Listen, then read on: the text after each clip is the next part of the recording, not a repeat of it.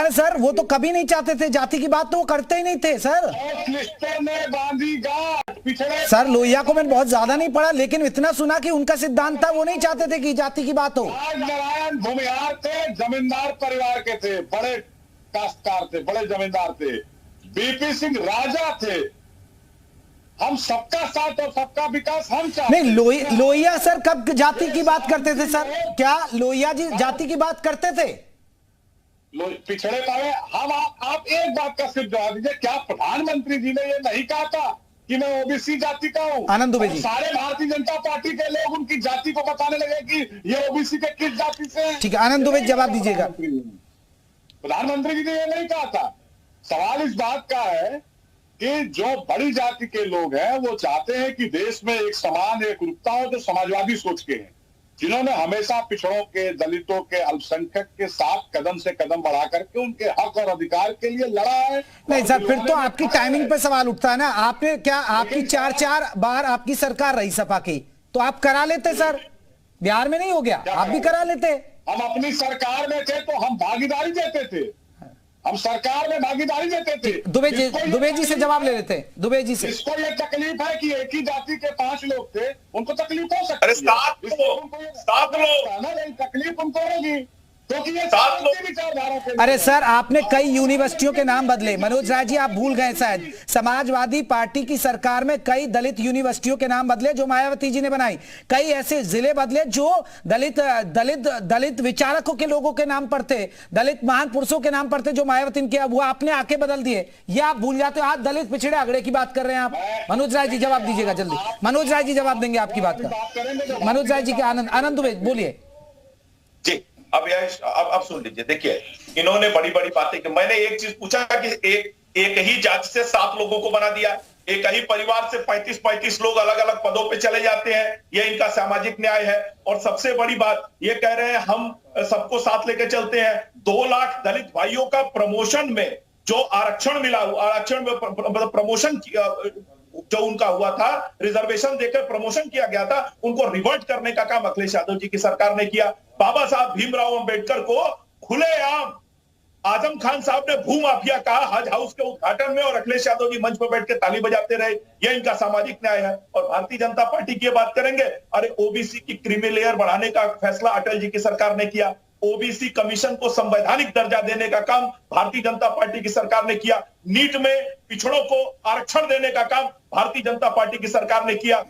OBC की सूची तय करने का अधिकार राज्यों को देने का काम भारतीय जनता पार्टी की सरकार ने किया। और आज भी सर्वाधिक ओबीसी मंत्रियों की संख्या मोदी जी की गवर्नमेंट में, मोदी जी की सरकार में है, और इधर उत्तर प्रदेश में योगी जी की सरकार में है। लेकिन ये लोग, जो लोग, इनसे पूछिए ना कि जब से समाजवादी पार्टी बनी है, ये परिवारवाद की बात कर रहे हैं। मनोज जी जल्दी से जवाब दीजिए, फिर मैं अपने सैयद साहब के पास जाऊंगा।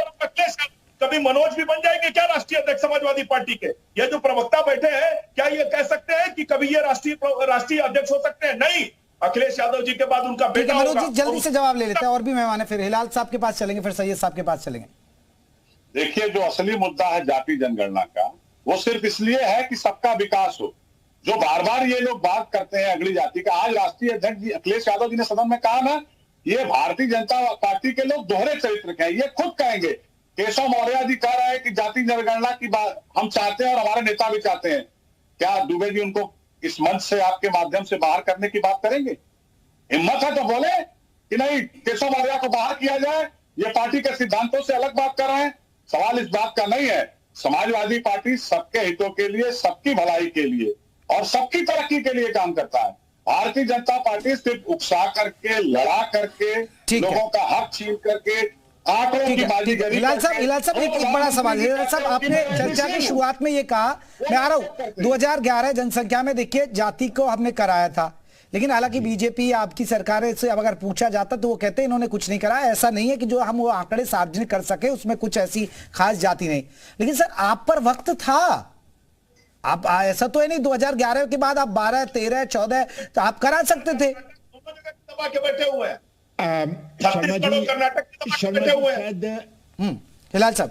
शर्मा जी शायद आपको उसकी जो सेंसस है उसकी पूरी प्रक्रिया नहीं मालूम है, इस वजह से आप ये बात कह रहे हैं। एक मतलब कभी भी आप देखिएगा कि करिए ना, मुझे मेरा मार्गदर्शन करिए ना फिर सर। जी जी जी, जब कभी भी सेंसस होता है तो सेंसस होने में करीब करीब 1 साल लगता है। तो अगर 2011 में सेंसस शुरू हुआ है तो 2012 तक की सेंसस चलता है।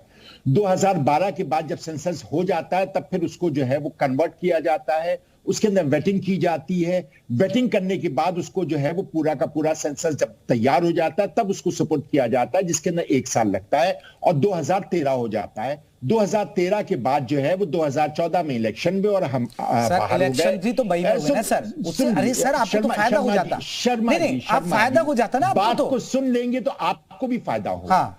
आप उठा करके देखें कि इतने सालों में जब कभी भी जनगणना हुई है तो उसके बाद कितने दिनों बाद वो डेटा सार्वजनिक हुआ है। उसके बाद अगर आप बात कहेंगे तो हम आपकी बात को मान लेंगे, इस बात को छोड़ दीजिए। सर बिहार में कितनी जल्दी हो गए, इसको मान लेना चाहिए। बिहार में कितनी जल्दी हुए? शर्मा जी अब आप कुतर्क कर रहे हैं। सेंसस में अलग बात है, सेंसस कराना अलग बात है, जाति जनगणना कराना अलग बात है। आप कुतर्क कर रहे हैं, आपको नहीं मालूम है, कोई बात नहीं है। हर बात अरे सर आप एक बार मैं ये आप कह रहे हैं तो बता दीजिए ना फिर। अब आप जाति पे क्या 3 साल लग गए आपको सार्वजनिक करने में? और ये बीजेपी वालों से अगर सदन में मांगा गया सर, राज्यसभा में मांगा गया, लोकसभा में मांगा गया सवाल कि भाई जातियों के बारे में बताइए, कहते हैं कि जो रिपोर्ट इन्होंने तैयार की वो इतनी लायक भी नहीं है और ना ही उसमें कोई जाति पर फोकस है कि जिसे हम सार्वजनिक करें। ये स्टेटमेंट आपका है, भारतीय जनता पार्टी का नहीं है ये स्टेटमेंट। सर ये मैं राज्यसभा भारतीय जनता पार्टी, आप नाम बता दीजिए किस भारतीय जनता पार्टी मैं उसकी जानकारी दे रहा हूं आपको। आप बता दीजिए किस भारतीय जनता पार्टी के नेता ने ये स्टेटमेंट सर मैं राज्यसभा लोकसभा की कार्यवाही की बात कर रहा हूं सर। नहीं है, कोई नहीं है। अरे सर कैसी बात कर दी आपने सर? वो नहीं आ सकता सर 2021 में मांगा गया सर, वो 2021 में मांगा गया राज्यसभा में। आप कर लीजिए सर, जानकारी जुटा लीजिए सर। छोड़िए आप इस बात को छोड़ दीजिए, अब आप जो है मतलब जाने दीजिए इस बात को।